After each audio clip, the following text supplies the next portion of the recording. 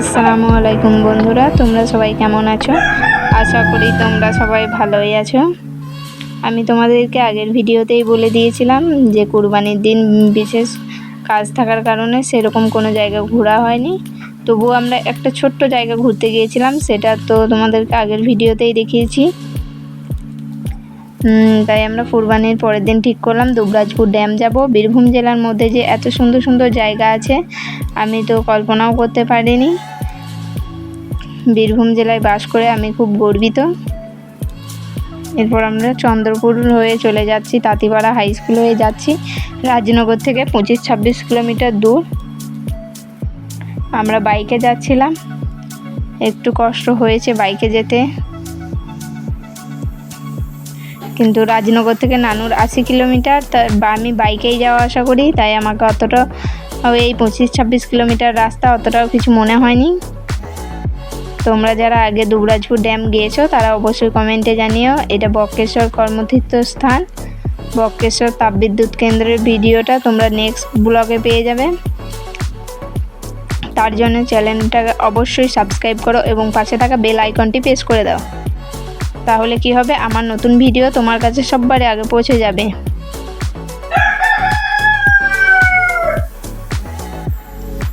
এটা হচ্ছে দুবরাজপুর রেল স্টেশনের উপর দিয়ে আমরা যাচ্ছি। এটা দুবরাজপুরে, আমি তো মনে করেছিলাম শাহজাহান হয়তো তার মমতাজের জন্য দ্বিতীয় তাজমহল এই দুবরাজপুরেই করে দিয়ে গিয়েছে, কিন্তু না, এটা নুরি মসজিদ। মসজিদটা আমাকে খুব সুন্দর লেগেছিল। আমি তো কল্পনাও করতে পারিনি যে এরকম একটা মসজিদ আছে। এরপর আমরা চলে যাচ্ছি। আমরা বাড়ি থেকে এই প্রোগ্রাম করে এসেছিলাম যে আমরা দুবরাজপুরে বিরিয়ানি খাবো, কিন্তু বলে না বেশি আশা করতে নেই। যেই দুবরাজপুর গেলাম দেখছি দোকানটাই বন্ধ।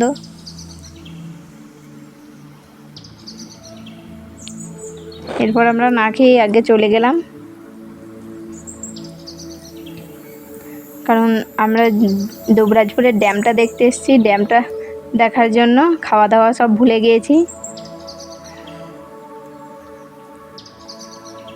ড্যাম করছে, ড্যামটা আসলে কি সেটা দেখার জন্য আমি খুব এক্সাইটেড ছিলাম। ওয়েলকাম টু বক্রেশ্বর ড্যাম, আমাদেরকে স্বাগত জানাচ্ছে। আমরা যাচ্ছি।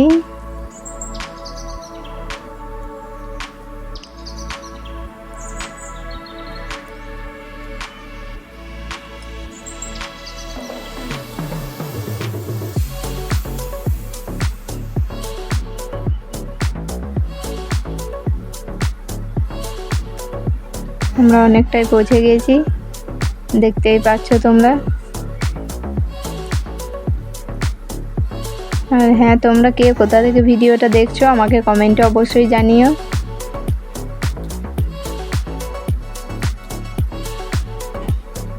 ওই দূরে মালগাড়ি যাচ্ছে, দেখতেই পাচ্ছ। এই দৃশ্যটা আমাকে খুব সুন্দর লাগছিল।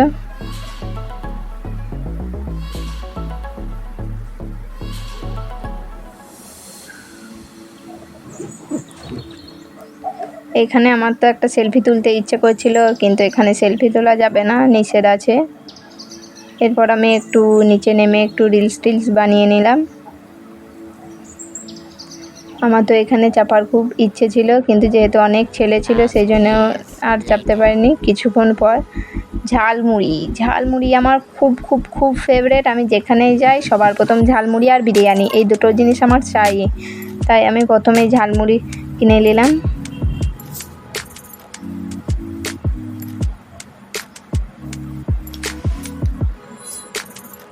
আমি ছোটো থেকেই আগে বাসে যেখানেই যেতাম না, প্রথমে ফার্স্ট ঝালমুড়িটা আমি খেতাম, কারণ আমাকে ঝালমুড়ি অসাধারণ লাগে। এই দৃশ্যটা খুব সুন্দর লাগছে, সেজন্য তোমাদের সামনে একটু তুলে ধরলাম।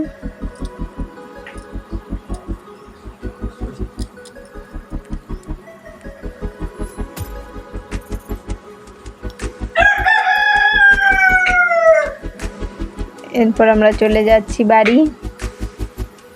দুবরাজপুরের সেই নুরি মসজিদে শুনেছি খুব সুন্দর ঘুগনি চাট তৈরি করে, সেটা খাওয়ার জন্য যাচ্ছি।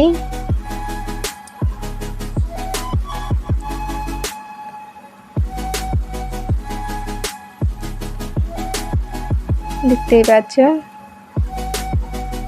খাবার খুব পরিষ্কার পরিচ্ছন্ন ছিল। ঘুগনি চাটটা আমাকে তো খুব অসাধারণ লেগেছিল।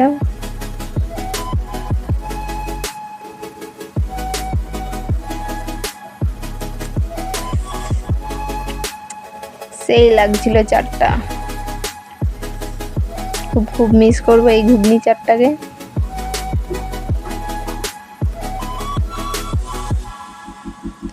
এরপর আমরা চলে এলাম বাড়ি।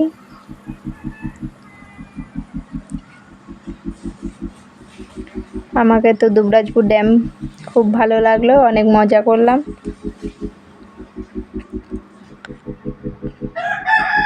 তোমাদেরকে কেমন লেগেছে দুবরাজপুর ড্যাম অবশ্যই কমেন্টে জানিও যারা গিয়েছো।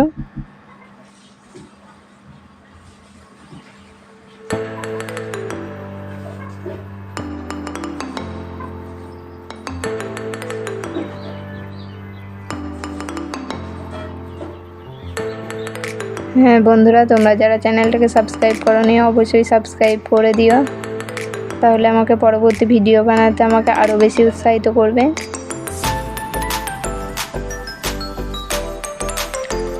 সাহেবের মাজার হয়ে আমরা চলে আসছি।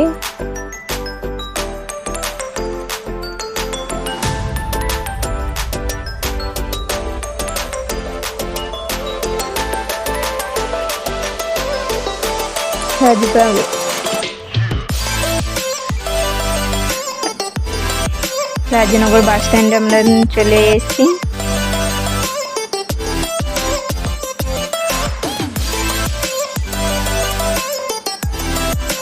এই পর্যন্তই ছিল আমার এই ভিডিওটা। আল্লাহ হাফেজ। তোমাদেরকে কেমন লাগলো ভিডিওটা অবশ্যই জানিও।